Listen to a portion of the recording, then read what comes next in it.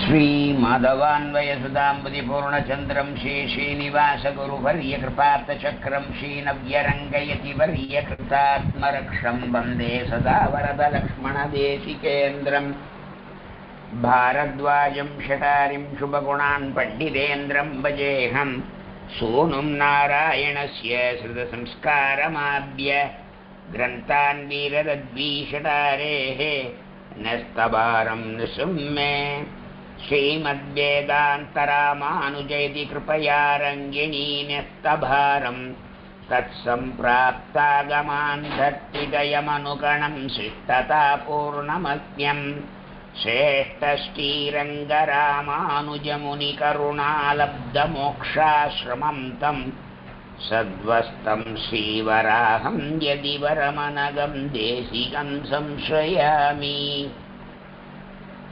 वेदान्तलक्ष्मणमुनीन्द्रकृपार्थबोधं तत्पादयुग्मसरसीर्हभृङ्गराजं त्रय्यन्तयुग्मकृतभूरिपरिश्रमं तं श्रीरङ्गलक्ष्मणमुनिं शरणं प्रपद्ये। श्रीमद्वेदान्तरामानुजमुनिकरुणालब्धवेदान्तयुग्मं श्रीमश्रीवासयोगीश्वरगुरुपतयोरर्पितस्वात्मभारं श्रीमश्रीरङ्गनाथाह्वयमुनिकृपया प्राप्तमोक्षाश्रमं तं श्रीमद्वेदान्तरामानुजमुनिमपरं संश्रये देशिकेन्द्रं। जीवनं जगतां जीयात् किमप्यददः स्पृहं स्वतन्त्रं सर्वतन्त्रेषु वेङ्कटेशाह्वयं महः।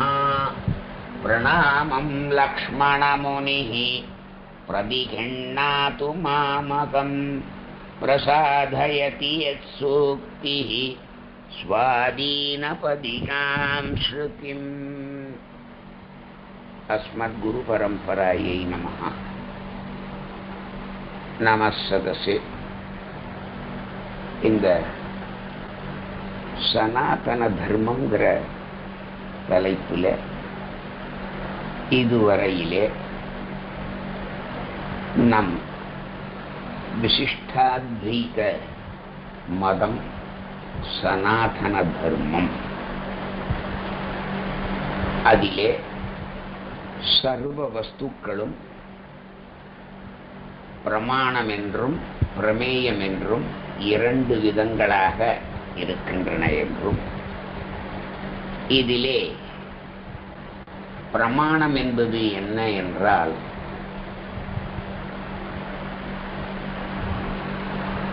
எதனால் ஒரு பொருளை நாம் அறிகிறோமோ அது பிரமாணம். அப்படி அந்த பிரமாணத்தாலே நாம் அறியப்படும் பொருள் பிரமேயம்.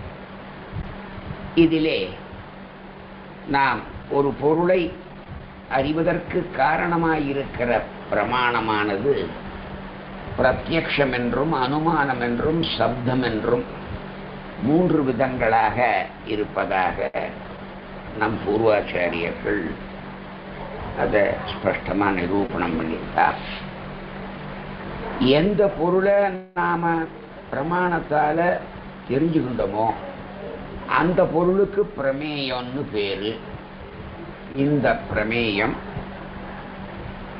அது சித்து அசித்து ஈஸ்வரன் அல்லது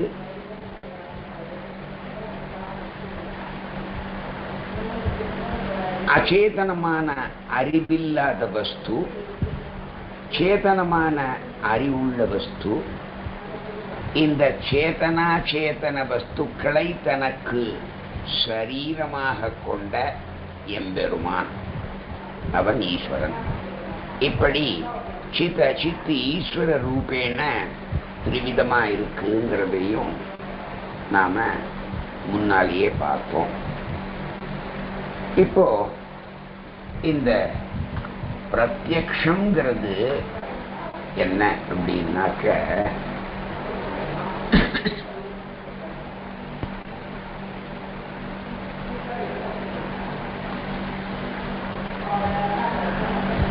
பிரத்யக்ஷம் பிரத்யக்ஷம்னு எதை சொல்றோம் நாம அப்படின்னா, எதை நாம கண்கூடா பார்க்கிறோமோ அதை பிரத்யக்ஷம்னு சொல்றோம். இப்போ அச்சேதன வஸ்துவான ஒரு மண்கட்டியானது, அதாவது சம்ஸ்கிருதத்தில் மிருத்பிண்டம்னு சொல்லுவா, அந்த மண்கட்டியானது குடமாக, அதாவது கடமாக ஆறத நாம கண்கூட நேராக பார்க்கின்றோம். இங்கே மண்கட்டியாக இருந்தது ஒரு விகாரத்தை அடைந்து குடமாக ஆச்சு. அதனால இத சொரூப அந்நியதாபாவம்னு சாஸ்திரங்கள்ல இதை நம்ம பெரியவா சொல்லுவா. ஜீவாத்மாவுக்கு இப்படிப்பட்டதான விகாரம், இந்த மாறுபாடு இருக்க, அது அதனுடைய சொரூபத்தில் ஒரு காலம் இல்லை. ஆனா ஜீவாத்மாவினுடைய தர்மபூத ஞானம் இருக்கே, அது சுருங்கி விரியும் தன்மை அதுக்கு இருக்கிறதுனால அது ஜீவாத்மாவுடைய அறிவை பாதிப்பதாலே அத சுபாவ அந்நியதாபாவம்னு நம்ம குருவாச்சாரியெல்லாம் அதை சொல்லிருக்கா. அப்போ ஜீவாத்மா தன்னிடமுள்ள தர்மமான அந்த தர்மபூத ஞானம் இருக்கே, அது விகாரப்படுதலைத்தான் சுபாவ அந்நியதாபாவம்னு சொல்றான். இந்த விகாரத்தை நாம சாட்சாத்தா நமது கண்களாலே அதை ஒரு காலம் பிரத்யக்ஷமா பார்க்க முடியாது. அதனால கண்ணாலே சாட்சாத்தா பார்த்து இப்படி இப்படி விகாரம் மாறுபாட்டை அடையிறது அப்படிங்கிறதான அச்சேதனத்தை முதல்ல பறக்க நிரூபித்தோம். அதற்கு பின்னாலே இப்பொழுது இந்த சேதனம் என்று சொல்லுவதான ஜீவாத்ம தத்துவத்தை இப்போ நம் பூர்வர்கள் சென்ற வழியிலேயே சென்று அடியேனும் நிரூபிக்க முயல்கிறேன். இப்படி சொல்றத சங்கதி சொல்றதுன்னு சொல்லுவா. சங்கதி கூறுதல்னு நம்ம பெரியவா அதுக்கு தெரிவிச்சிருக்கா. ஒன்னை நிரூபித்த பிற்பாடு அதோட சம்பந்தமுள்ள இன்னொரு வஸ்துவை நிரூபிக்காம விட்டுட்டோம்னா அந்த சம்பந்தம் உள்ள வஸ்துவை நீயே நிரூபிக்கல அப்படிங்கிறதான பிரச்சனம், அது ஒரு கேள்வி வரும். அதனால ஒன்றுடன் தொடர்பு உடையதான மற்றொரு வஸ்துவை பற்றி நிரூபிப்பது என்பது தொன்று தொட்டு வருகின்றதான ஒரு மரபு. இப்போ அச்சேதனங்களுக்கு அறிவு இல்லை. அதனால அறிவு இருக்கிற ஜீவாத்மாவை காட்டிலும் அது வேறுபட்டது. ஆனா ஈஸ்வரனுக்கு ஞானம் இருக்கே, அப்போ ஈஸ்வரனுக்கும் ஜீவாத்மாவுக்கும் பிரத்யேகத்துவமோ சேதனத்துவமோ ஆத்மத்துவமோ கர்த்தத்துவமோ இது பொதுவான லட்சணங்கள். இதுல இந்த பிரத்யேகத்துவம்னு சொல்றாளே சாஸ்திரங்கள்ல, அது ஸ்வஸ்மை ஸ்வயமேவ பாசமானத்துவம்னு சாஸ்திரம் சொல்றது. அதாவது தனக்குத்தானே தோன்றிக்கொண்டே இருப்பது. இப்போ சேதன தத்துவம் என்பது ஒரு ஞான ஆசிரியத்துவம் உள்ளதான வஸ்து. அதாவது ஞானம் என்பதான குணத்துக்கு ஆசிரியமாக இருக்கும். அது இந்த ஆத்மத்துவம் என்கிறது சரீரத்துக்கு பிரதிசம்பந்தியா இருக்கிறது. இப்போ பிரதிசம்பந்தின்னு என்ன அர்த்தம் அப்படின்னா, ஒன்னை விட்டு ஒன்று பிரியாம எப்போதும் அதோட சேர்ந்தே இருந்தா அந்த ரெண்டு வஸ்துக்கள்ல ஒன்று மற்றொன்னுக்கு பிரதிசம்பந்தி. இப்போ சாதாரணமா இது புரிஞ்சுக்கணும்னா, பொண்ணை இன்னொருத்தன் பிள்ளைக்கு கல்யாணம் பண்ணிட்டு கன்னியாதானம் பண்றான் பாருங்க, அவன் சம்பந்தி. அந்த பெண்ணை தன்னுடைய பிள்ளைக்கு பாணி கிரகணம் பண்ணிக்கிறானே அவன் பிரதிசம்பந்தி.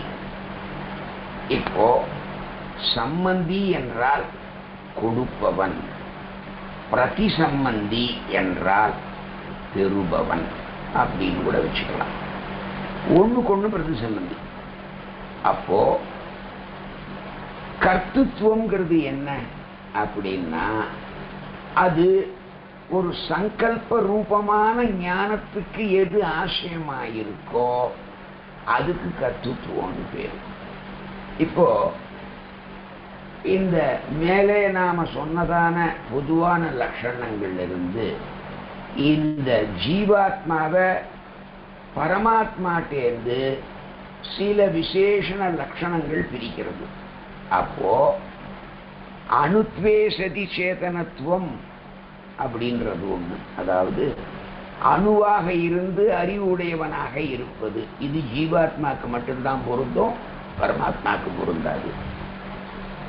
ஸ்வதஹா சேஷத்வே சதி சேதனத்துவம், இயற்கையிலேயே அடிமைப்பட்டு அறிவுடையவனாக இருப்பது என்பது ஜீவாத்மாவுக்கு மட்டுமே பொருந்தும், பரமாத்மாவுக்கு பொருந்தாது. எப்பொழுதும் ஆதேயத்துவ விதேயத்துவ பராதீன கர்த்தத்துவம், அதாவது தாங்கப்படுவதும் நியமிக்கப்படுவதும் பிறருக்கு கட்டுப்பட்ட கர்த்தாவுமாக இருப்பது இந்த ஜீவாத்மா சேதன தத்துவம். இத நம்மெல்லாம் நன்னா தெரிஞ்சுக்கணுங்கிறதுக்காக நம்ம சுவாமி தேசிகன் ஸ்ரீ நியாய சித்தாஞ்சனம்னு ஒரு அதி அற்புதமான கிரந்தம் பண்றார். அந்த கிரந்தத்தில் ஆரம்பத்திலேயே அல்ப பரிமாணத்வே சதி ஜாத்ருத்வம், அதாவது மிகச் சிறிய அளவுடன் கூடிய அறிவு உடையவனாக இருத்தல் அப்படின்னு ஒரு லட்சணமும், சேஷத்வே சதி ஞாத்ருத்வம், அதாவது அடிமைத்தனத்துடன் கூடிய அறிவுடையவனாக இருத்தலும், அணுத்வே சதி ஞாத்ருத்வம், அதாவது அணுவாக இருந்து அறிவுடையவனாக இருப்பது, இப்படி 3 லட்சணங்களை அருளி செய்திருக்கார். 3 லட்சணங்களிலேயும் ஞாத்ருத்துவம் என்பது பொது. அல்ப பரிமாணத்துவம், சேஷத்துவம், அணுத்துவம், இந்த 3 தான் வெவ்வேறு.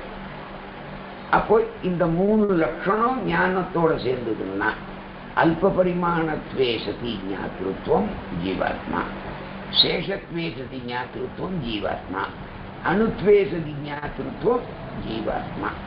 அப்படின்னா வேதம் ஜீவாத்மாவை பத்தி சொல்ற போது வாலாகிர சதபாதஸ்யன்னு சொல்லிட்டு, அதாவது அவனை ஒரு நெல்லினுடைய நுனி இருக்கு இல்லையா, அந்த நுனிய 100 பாகமா விரிச்சா அதுல ஒரு பாகம் எவ்வளவு சின்னதா இருக்குமோ அத மாதிரி அல்ப பரிமாணத்துவம் உடையவனாக சிறிய வடிவனாக இருப்பவன் ஜீவாத்மா. அந்த ஞாத்ருத்துவங்கிற பதத்தினாலே ஜீவன் அறிவுள்ளவன், அறிவுமயமானவன் அப்படிங்கிறத சொல்லும். அதனால அல்ப பரிமாணத்வே சதி ஞாத்ருத்வம்னு சொல்றதானது ஒரு ஜீவாத்மாவின் லட்சணம்னா, அந்த லட்சணம் லட்சியமான ஜீவாத்மாவிடத்திலே அது நன்கு பொருந்தி இருக்க வேணும். இப்போ ஒரு பொருத்தம் என்பது எப்படி ஏற்படுறது, ஒரு லட்சணத்தினுடைய சமன்வயம் எப்படி உண்டாகிறது அப்படின்றதுக்கு சாஸ்திரக்கார ரொம்ப அழகான உதாரணங்கள்லாம் சொல்லிருக்கார்.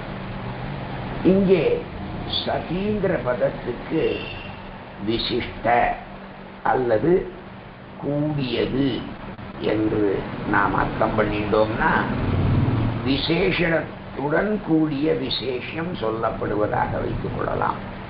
சதிங்கிற பதத்துக்கு முன்பு இருக்கிற அல்ப பரிமாணத்துவம், அதாவது சிறியாளுடன் இருப்பது என்பதை விசேஷணமாகவும், சதி என்ற பதத்துக்கு பின்பு இருக்கின்றதான ஞாத்ருத்துவம், அதாவது அறிவுடன் இருப்பதை விசேஷமாகவும் கொள்ள வேண்டும் என்று வியாக்கரண சாஸ்திரம் வாசிச்ச நம் பூர்வாச்சாரியார்கள் சொல்றார். இதுல அல்ப பரிமாணத்துவங்கிறத மட்டும் ஜீவனுக்கு லட்சணமா சொன்னா, இந்த சின்ன பொருள்கள் குடம் முதலான வஸ்துகள் கூட அல்ப பரிமாணம் உள்ளதாலே அதுல அதிவியாப்திங்கிற தோஷம் சம்பவிக்கும். இப்போ அதிவியாப்தினா எந்த ஒரு பொருளுக்கு நாம லட்சணம் சொல்றோமோ அந்த லட்சணம் இதர பொருள்களிலேயும் இருந்தால் அதற்கு அதிவியாப்தின்னு பேரு. இந்த அதிவியாப்தியான தோஷம் நீங்குவதற்காக அந்த லட்சணத்திலே ஞாத்ருத்துவங்கிறதான பதம் சேர்க்கப்படுறது. இப்போ வெறும் அல்ப பரிமாணத்துவம்னு சொன்னா அது கடப்பட்டாதிகளை கூட சொல்லும். ஆனால் அதோட அல்ப பரிமாணத்துவ சதி ஞாத்ருத்துவம்னு சேர்த்துக்கிண்டா அங்கே அந்த குடத்துக்கு ஞானம் உண்டா, ஞாத்ருத்துவம் உண்டா? கிடையாது. அதனால அது குடம் முதலானவைகளை சொல்லாது, ஆத்மாவை மட்டும்தான் சொல்லும். இப்போ அல்ப பரிமாணத்துவத்தை மட்டும் சேர்க்காம ஞாத்ருத்துவங்கிறத மட்டும் ஜீவாத்மாவுக்கு லட்சணமா சொன்னோம்னு வச்சுங்கோ, அப்போ பகவானுக்கும் ஞாத்ருத்துவம் உண்டு, ஈஸ்வரனுக்கும் ஞாத்ருத்துவம் உண்டு. அதனால முன்னால சொன்ன மாதிரி அதிவியாப்திங்கிறதான தோஷம் இங்கேயும் வரும். ஏன்னா ரெண்டு பொருள்ல இருக்க. அதனால இப்போ ஒரு லட்சியத்திற்கு, அதாவது ஒரு வஸ்துவுக்கு ஒன்றை லட்சணமாக நாம் சொல்றோம்னு வச்சுண்டா, அந்த லட்சணமானது அந்த வஸ்துவிலே, அந்த பொருளிலே, அதாவது அந்த லட்சியத்திலே மிக நன்றாக பொருந்தி இருக்க வேண்டியது என்பது மிக மிக அவசியம். இப்படி சொல்லப்படுகின்ற இந்த லட்சணம் அனுமான பிரயோகத்திலே ஹேதுவா இருந்தது. அந்த லட்சியத்தை தவிர மற்ற வஸ்துக்களிலே ஒரு வித்தியாசத்தை நிச்சயம் அது உண்டாக்கும். இப்போ உதாரணம் பார்க்கணும்னா, ஒரு பசுமாட்டை நாம் எப்படி தெரிஞ்சுக்கிறோம்?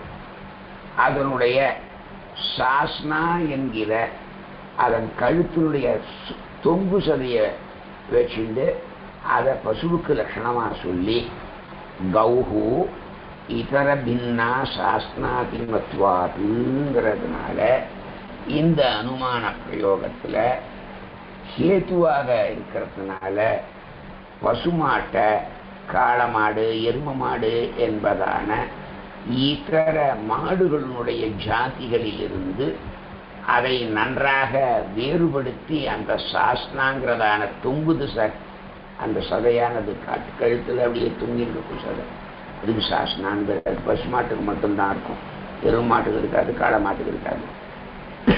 அது பசுமாட்டுக்கு மட்டும் இருக்கிறதுனால அது தனி ஜாதியை காமிக்கும். இப்படி அனுமான பிரயோகத்தினாலே ஒரு ஹேத்துவை நாம சாதிக்கும் போது அந்த ஹேத்து அவ்யாப்தி, அதிவியாப்தி, அசம்பவம் அப்படிங்கிறதான 3 தோஷங்கள் எல்லாமே இருக்கணும். இப்ப அவ்யாப்தின்னா என்ன, அதிவியாப்தின்னா என்ன, அசம்பவம்னா என்னன்னு தெரிஞ்சுக்கணும். இப்போ ஒரு பொருளை சொல்லும் போது அந்த பொருளுடையது ஒரு லட்சணம் மற்ற பொருள்களுக்கும் பொருந்தி இருந்ததுன்னா அது அதிலேயும் இருக்கிறதுனால அது அதிவியாப்தி. இப்போ பசுமாட்டுக்கு லட்சணம் சொல்லும்போது அது 4 காலை உடையதுன்னா எலிக்கு கூட தான் 4 கால், நாய்க்கு கூட தான் 4 கால், கழுதைக்கு கூட தான் 4 கால். அப்போ 4 கால் உள்ளதெல்லாம் வந்து பசுமாடு ஆயிடுமா? அதனாலே அங்கே அதிவியாப்தி. அதுக்கப்புறம் அவ்வியாப்தின்னா என்ன அப்படின்னா, இப்போ உதாரணத்துக்கு ஒரு பசு நீல நிறமாயிருக்கும்னு சொன்னான். இப்போ பசுவினுடைய நிறம் நீலம். இதோ நீளமா இருக்கிற ஒரு பசுவை பார்த்து அது எல்லா பசுவுக்கும் நீல நிறமா இருக்குன்னு சொல்ல முடியுமா? இப்போ வெள்ளையா கூட தான் பசு இருக்கு நிறம். அதனால பசு என்பது நீல நிறம் உடையதென்று ஒரு லட்சணம் சொன்னோம்னா, அந்த வெள்ளை பசுவிடத்தில் அந்த சொல்லப்பட்ட லட்சணமானது இல்லாதனாலே, அந்த நீல நிறம் இல்லாதனாலே இங்கே அவ்வியாப்திங்கிறதான தோஷம் சம்பவிக்கும். இதுல நாம் லட்சணம் சொல்லுகிற பொருள்களுடைய லட்சணத்தை சொல்லும் போது அது மற்ற பொருள்களுக்கும் பொருந்தி இருந்தால் அதுக்கு அதிவியாப்தின்னு பேரு. ஒரே ஜாதியில அது பொருந்தாம இருந்ததுன்னா, இப்போ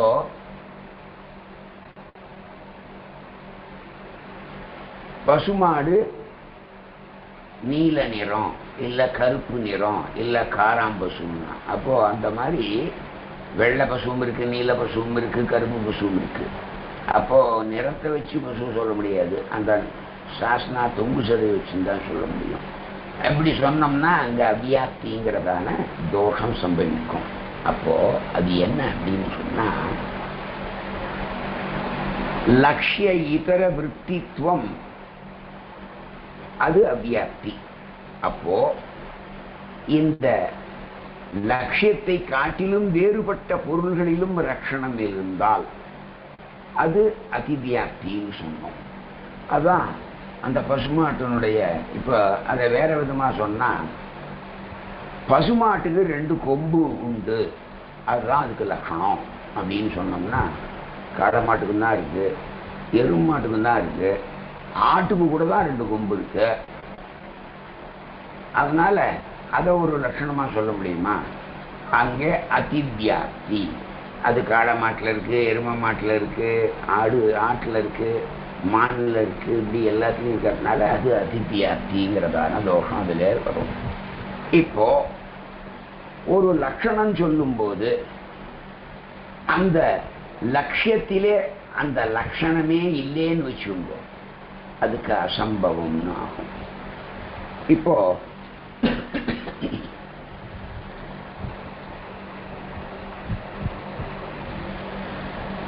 பசுமாட்டுக்கு 1 கண்ணு உண்டு அப்படின்னு சொன்னா, பசுமாட்டுக்கு 2 கண்ணு இப்ப நம்ம எல்லாரும் பார்க்கிறோம். அப்ப 1 கண்ணுன்னு சொன்னா அந்த லட்சணம் பசுமாட்டுல பொருந்துமோ? இல்லை. இப்போ இல்லை, இப்படி சொல்லலாம், பசுமாடு ஒத்த குழம்ப கொண்டிருக்கு அப்படின்னா பசுமாட்டுக்கு எப்போதும் 2 குழம்பு இருக்கு. அதனால பசுக்கு ஒரு காலத்திலேயும் 1 குழம்புங்கிறதானது இல்லை. இது அசம்பவம். இன்னொன்னு அசம்பவம்னா அது நடக்கவே முடியாத ஒன்றுக்கு அசம்பவம்னு பேர். படியேன் சொல்றேன், இந்த உபன்யாசம் சொல்றதுக்கு முன்னால அந்த திருக்கொடியில மகாலட்சுமி பிராட்டியோட பெருமாள் நின்றுட்டு இருந்தார். அவர்கிட்ட ஒரு 5 நிமிஷம் அடியேன் பேசிட்டு வந்தேன்னு சொல்றேன், வார்த்தை சொல்லிட்டு வந்தேன்னு சொல்றேன். இதுதான் அசம்பவம். அதாவது நடக்காத ஒண்ண, நடக்க முடியாத ஒண்ண நடக்கிறதா சொல்றது. இப்போ நான் பிடிச்ச முயலுக்கு 3 கால்னு சொல்றான் பாருங்க, இதெல்லாம் அசம்பவாதிகளுக்கு உதாரணம். இப்போ இந்த அவ்வியாப்தியா இருக்கட்டும், அதிவியாப்தியா இருக்கட்டும், இல்லை அசம்பவமா இருக்கட்டும், இது 3 தோஷங்கள். இந்த தோஷங்கள் லட்சியமான ஜீவாத்மாவுக்கு நாம் முன்னால சொன்னதான அல்ப பரிமாணத்வே சதி ஞாத்ருத்வம், சேஷத்வே சதி ஞாத்ருத்வம், அணுத்வே சதி ஞாத்ருத்வம், அப்படின்னு 3 விதமா சொல்லப்பட்ட ஜீவாத்மாக்களுடைய லட்சணங்களிலே எந்த விதமான அவ்வியாப்தியோ அதிவியாப்தியோ அசம்பவமோ இல்லை. இப்படிப்பட்ட இந்த ஜீவாத்மா, அந்த ஜீவாத்மா எப்படி? அனுத்துவமான ஜீவாத்மா, ஞானமுடையவதான ஜீவாத்மா. அதுக்கப்புறம் பரிமாணத்வே சதி ஞாத்திருத்துவம் உடையவன், அடிமைப்பட்டவன், ஞானத்துடன் அடிமைப்பட்டவன், சேஷத்வே சதி ஞாத்திருத்துவம். இப்படிலாம் இந்த ஜீவாத்மாவை சொல்றதுனால இப்படிப்பட்ட இந்த ஜீவாத்மா சரீரத்தை காட்டிலும் விலட்சணமானது, வேறுபட்டது. நம்மளுடைய கை கால்கள் போன்ற, கண் காது மூக்கு போன்ற புலன்களை காட்டிலும் வேறுபட்டது, மனசை காட்டிலும் வேறுபட்டது, பிராணனை காட்டிலும் வேறுபட்டது. ஞானம் என்று சொல்லுகின்ற இந்த அறிவை காட்டிலும் வேறுபட்டது. இதைத்தான் ஆளவந்தாரும் தன்னுடைய சீசுக்தியிலே தேகேந்திரிய மன பிராணதீப்யா அந்யா அந்யசாதனஹான்னு ரொம்ப ஸ்பஷ்டமா அருளி செய்திருக்கார். இப்போ நான், எனது, என்னுடைய அப்படின்னு சொல்றோமே, இந்த பதங்கள் எப்பொழுதும் ஒருத்தனுடைய ஆத்மாவை மட்டுமே சுட்டுவது, குறிப்பிடுவது. இப்போ சரீரத்தை காட்டிலும் வேறுபட்டது ஆத்மான்னு முதல் லட்சணம் சொன்னோம் இல்லையா? நாம என்ன சொல்றோம்? இது என்னுடைய சரீரம்னு சொல்றோம், இது என்னுடைய புத்தகம், இது என்னுடைய பேனா, இது என்னுடைய கார், இது என்னுடைய மோட்டார் சைக்கிள், இது என்னுடைய வீடு இல்லையா? இப்படி சொல்றோமே. அப்போ உடைமைகள் இல்லையா? அந்த உடைமைகளுக்கு உடையவன் யாரு? அந்த ஜீவாத்மா. அப்பதான் என்னுடையன்னு சொல்றோம். இப்ப என்னுடைய சரீரம் என்று ஒருவன் சொல்லுவதனாலே அந்த சொல்லுகின்ற ஜீவாத்மாவானவன் வேறு, அந்த ஜீவாத்மா உள்ளுரையும் சரீரமானது வேறு அப்படிங்கிறது என்ன ஸ்பஷ்டமா தெரியுறதா? இத இன்னொரு விதத்திலையும் சொல்லலாம். இது ரொம்ப மனசுல சட்டுன்னு படும். இப்போ ஒரு குழந்தை அப்பதான் பேச ஆரம்பிச்சிருக்கு, அது நான் சொல்றது. அதே குழந்தை ஆணோ பெண்ணோ, அது 10 வயசுலேயும் நான்றது. அது 25 வயசு யுவனாவோ யுவதியாவோ இருக்கும்போது அந்த இளமை பருவத்திலேயும் நான் சொல்றது. அந்த 50-55 வயசு மிடில் ஏஜிலேயும் நான் சொல்றது. 95 வயசு நாளைக்கு சாக போறான், அவனும் இல்ல அவளும் நான் சொல்ற. இப்போ இந்த பேச ஆரம்பிச்சப்போ 2-2.5 வயசு இருந்தப்போவும் நான் சொல்லிட்டு இல்லையா? அப்போ அது ஒரு ட்ரெஸ் போட்டுக்கலன்னா கூட அதை ரொம்ப இதா பார்க்க மாட்டா யாரும் இல்லையா? அதே 25 வயசு யுவனோ யுவதியோ ட்ரெஸ் போடாத போக முடியுமா? இல்லை. அந்த 10 வயசுல இவன் போட்டிருந்த நிக்கரோ இல்லை அவ போட்டிருந்த ஃப்ராக்கோ இப்போ சரியா இருக்குமா?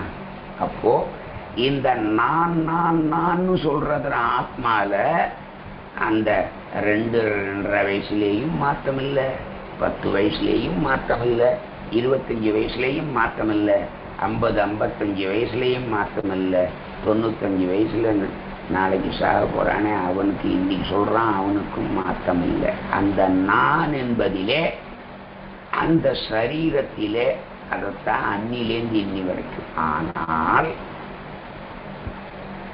அந்த 2.5 வயசுல துணியே போடாத சுத்தினுமே அந்த மாதிரி போய் சுத்த முடியுமா?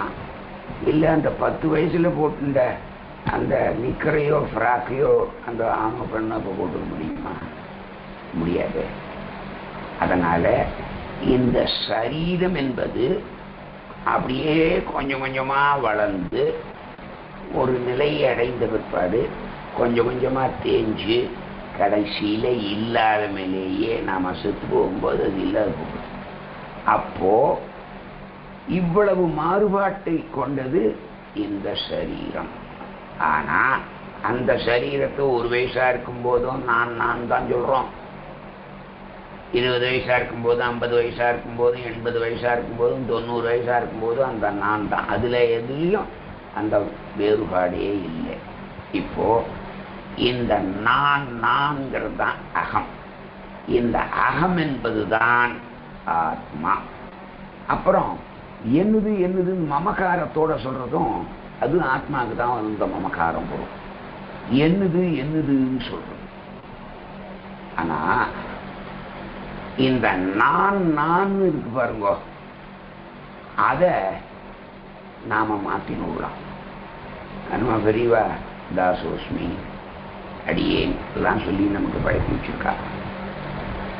அது தானா வரும். அடியேன் ஆபீஸ்ல ஒர்க் பண்ணியிருந்த காலத்துல பியூன் கூட்டா கூட அது வந்து அடியேன்னு. ஏன்னா அது மாதிரி சொல்லி சொல்லி சொல்லி பழகு. பியூனுக்கு போய் நம்ம சொன்னா அவன் வேலை பண்ணணும். அவனுக்கு போய் நம்ம வந்து அடியேன்னு சொல்ல வேண்டிய விஷயம் இல்லை. இருந்தாலும் அந்த வைஷ்ணவத்துல பழகி பழகி பழகி அந்த நான்கிறதுக்கு பதில் என்ன வந்துடும், அந்த அடியேன் தாசு அப்படிங்கிறது தாசோஸ்மிங்கிறது தானா வந்துருக்கு. இந்த என்னுடையது என்னுடையதுன்னு சொல்றோமே இந்த மமகாரம், அது அவ்வளவு ஈஸியா போகாது. ஏன்? இப்போ எப்போதுமே என்னுடையதுன்னு சொல்லப்படாதுன்னு சொல்லுவா தெளிவா. நான்கிறதுக்கு பதில் அடியேன் அடியேன் அடியேன்னு சொல்லி பழகிங்கோ. என்னது என்னதுன்னு சொல்றதுக்கு பதில் பெருமாளுது பெருமாளுதுன்னு சொல்லிங்கோ. இப்போ கிருஷ்ணனது கோவிந்தனது குப்பனது சுப்பனதுன்னு சொன்னா இப்போ கொண்டா என்னதுன்னு சொன்னியே கொண்டான்னு வாங்கிட்டு போடுவான். இப்போ இந்த கிரகம் இருக்கு, அது நித்தியமா எம்பெருமான் தன் திருவாராதனத்தை அடியேன் கண்டோரலை பண்ண வேணும், அதை தங்குதடையின்றி நடத்தி வைக்க வேணுங்கிறதுக்காக இந்த கிரகத்தை அடியேனுக்கு பிரசாதிச்சிருக்கான், இந்த குடிசையை அடியேனுக்கு பிரசாதிச்சிருக்கான்னு நினைச்சுக்கணும். இப்படி இந்த பெருமாளுதுன்னு சொன்னா பெருமாள் வந்து டைட்டில் டீடு ஓனர் ஆகிட போறது இல்லை. இதே கிருஷ்ணன் கோவிந்தன் சுப்பன் ஒருத்தனை சொன்னா கொண்டா என் சொன்னியே கொண்டாமா. ஆனா பெருமாள் வந்து என்னதுன்னு சொன்னியே கொண்டான்னு கேட்க போறது இல்லை. அதனால எங்கெல்லாம் என்னுடையதுன்னு வரதோ அதெல்லாம் என்னன்னு சொல்லணும், பகவான்துன்னு சொல்லுவோம். எல்லாம் அவனுதுன்னு சொல்லுவோம், எல்லாம் பகவான்துன்னு சொல்லுவோம். இந்த மாதிரி சொல்றதுனால நமக்கு ஒரு பிரத்யாயமும் வரல, வரவும் வராது. அதுக்கு பதில் ஒரு கர்வம் எல்லாம் போய் ஒரு தலை வணங்குதல் ஏற்படும். இப்ப நான் சொல்றதை விட அடியேன் தாசோஸ்மின்னு சொல்லி பாருங்க, அந்த வினயம் தானா நம்மளை வந்து சேரும். இப்போ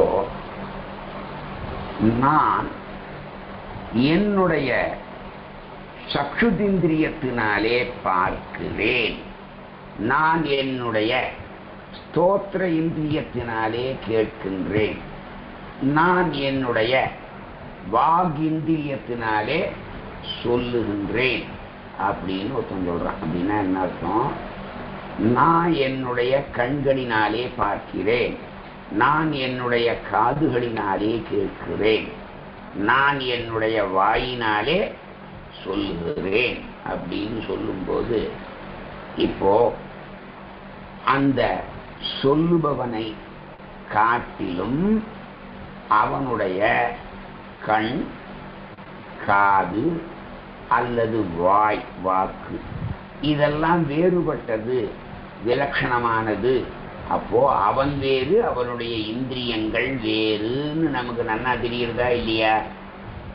என்னுடைய பிராணன், என்னுடைய மனசு, நான் அறிகிறேன் அப்படின்னு ஒருத்தன் சொல்லும்போது அவனை காட்டிலும் பிராணன் வேறு, மனசு வேறு, அறிவு வேறு அப்படிங்கிறதெல்லாம் நமக்கு ஸ்பஷ்டமா தெரிகிறதா இல்லையா? இதுல இன்னொரு விதமும் இல்லை. இப்போ என்னுடைய ஆத்மான்னு ஒருத்தன் சொல்றான்னு சொல்லுவோம், அது ராங் யூசேஜ். அந்த மாதிரி யூஸே பண்ண முடியாது. ஏன்னா அவன் வேறு ஆத்மா வேறுங்கிறதே கிடையாது, அவனே தானே ஆத்மா.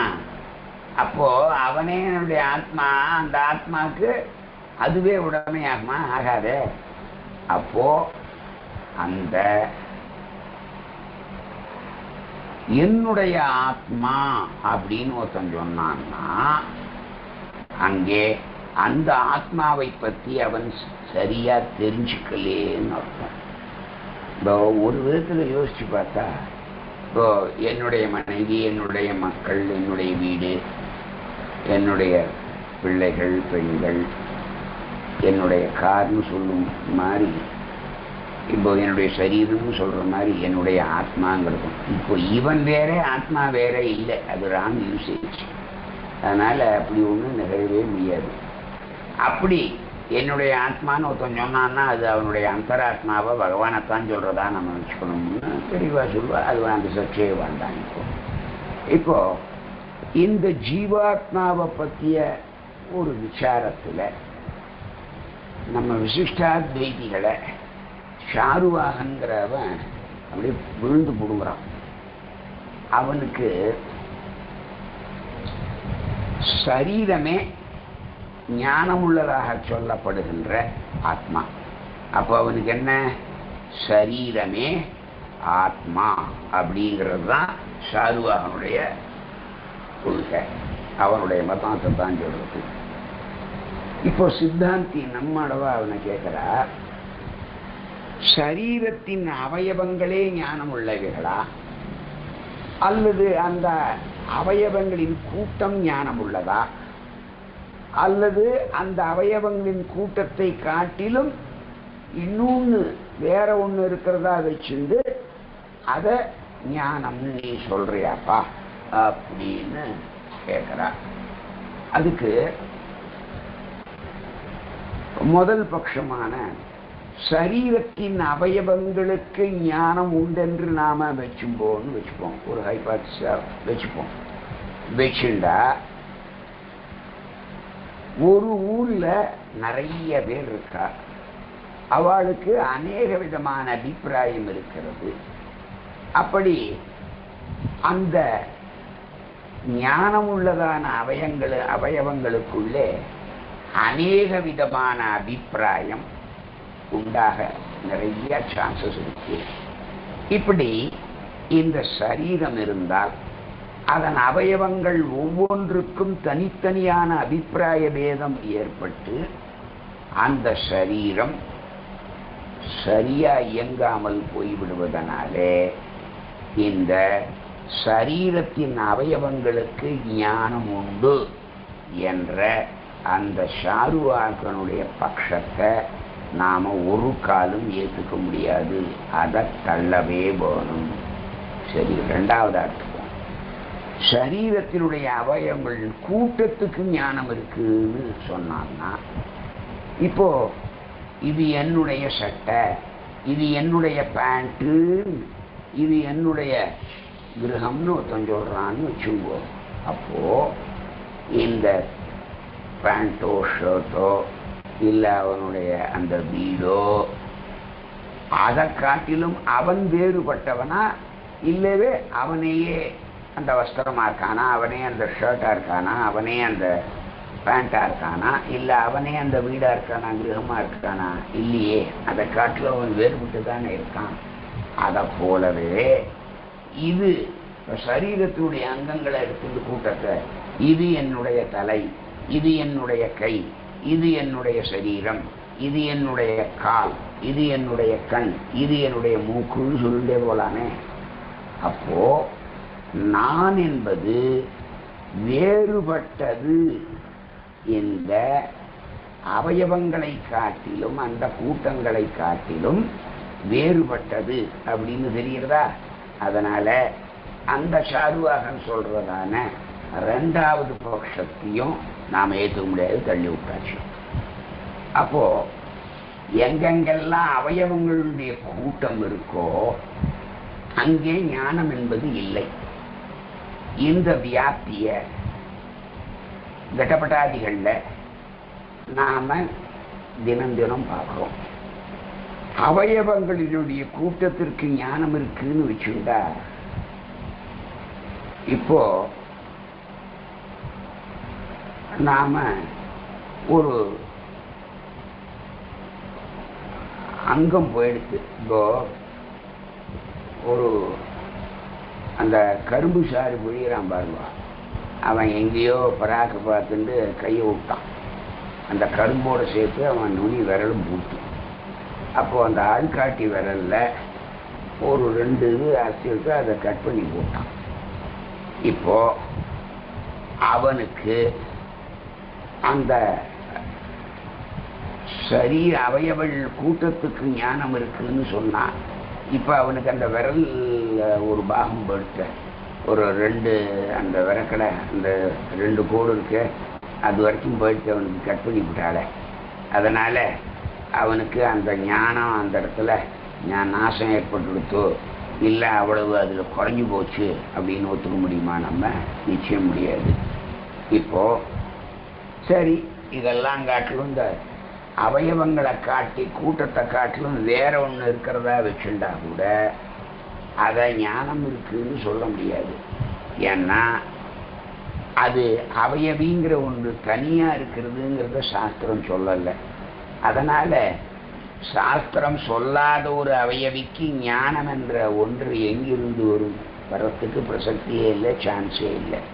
அதனால சாஸ்திரத்துக்கு முரணாக ஒரு ஒப்புக்காக ஒரு பேச்சுக்காக அவயவி இருக்குன்னு நாம ஒத்துண்டா கூட இந்த அவயவத்தின் ஞானம்தானே அவயவியிலே வரும்.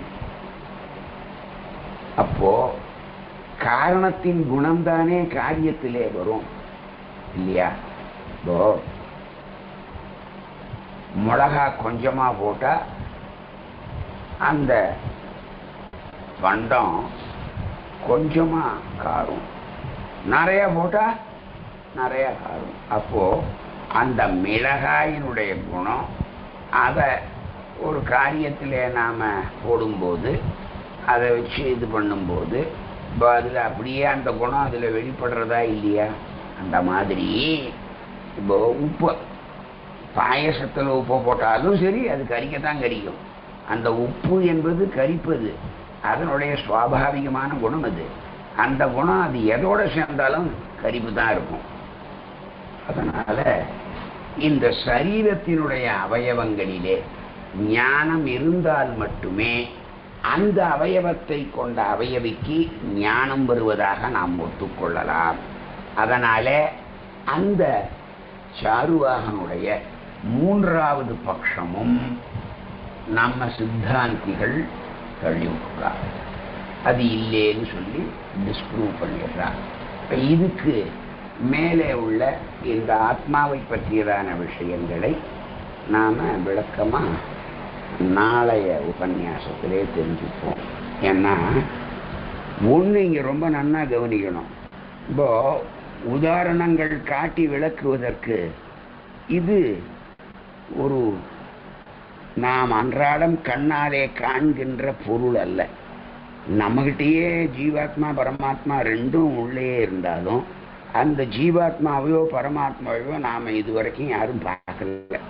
அப்போ பார்க்காத ஒன்றை நாம விவரித்து நம் சாஸ்திரங்கள்லே சொல்லிருப்பதை வச்சுண்டு நம் பூர்வாச்சாரியர்கள் நமக்கு அதை காட்டியிருப்பதை கொண்டு நாம் அதை தெரிந்து கொள்ள வேண்டுமே தவிர அதை ஒரு எக்ஸ்டர்னலா அதுக்கு ஒரு எக்ஸாம்பிளோ ஒரு இல்லஸ்ட்ரேஷன்ஸோ இது பண்ணி நம்மளால நிச்சயம் தெரிஞ்சுக்க முடியாது. அதனால புத்தியை கொண்டுதான் இந்த ஜீவாத்மா பரமாத்மாவை பற்றி தெரிஞ்சுக்கணும். அதுக்கு சாஸ்திரம் ரொம்ப ரொம்ப முக்கியம். ஏன்னா முதல்ல எடுத்த உடனே பிரம்மத்தை விசாரிக்க வர பாஷ்யக்காரர் சாஸ்திர யோனித்வாத், அப்போ அந்த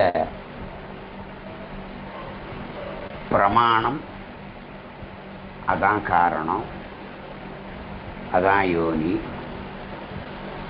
அப்போ அந்த காரணத்துவம் இருக்கே அதைத்தான் நாம தெரிஞ்சுக்கணும். அது சாஸ்திரம் கொண்டு தான் தெரிஞ்சுக்க முடியும், அதை வேதம் கொண்டு தான் தெரிஞ்சுக்க முடியுமே தவிர பிரத்யக்ஷத்தினாலேயோ அனுமானத்தினாலேயோ ஒரு காலம் நம்மளால தெரிஞ்சுக்க முடியாது.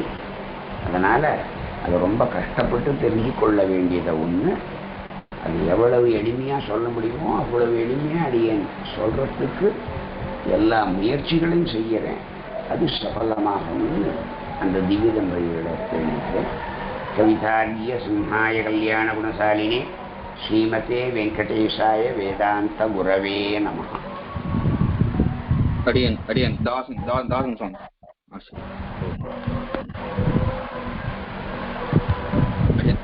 யாருக்காவது ஏதாவது கேள்விகள் இருக்கா இப்ப சுவாமி கிட்ட?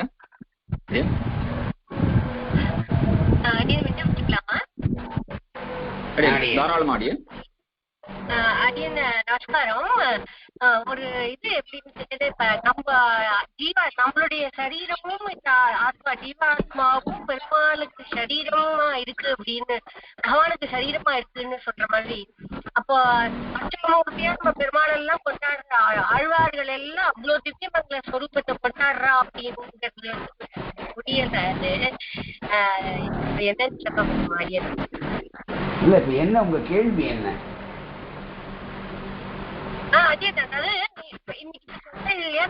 நம்மளுடைய ஜீவாத்மாவும் நம்ம சரீரமும் பகவானுக்கு வந்து சரீரமா இருக்கு அப்படின்னு ஒரு ஜீவாத்மாவுக்கு சரீரமும் இல்ல, ஜீவாத்மாவுக்கு பூலோகத்திலயும் சரீரம் இருக்கு. இப்போ உங்களுக்கு சரீரம் இல்லாத இருக்கா, அடியனுக்கு இல்லாத இருக்கா? அது இல்ல. அதாவது சேத்தன அச்சேதன விசிஷ்ட பிரபஞ்சம் பெருமாளுக்கு சரீரமா இருக்கு. இந்த சேதனமும் அச்சேதனமும் எம்பெருமானுக்கு சரீரமா இருக்குன்னு சொன்ன அடியன். புரிஞ்சு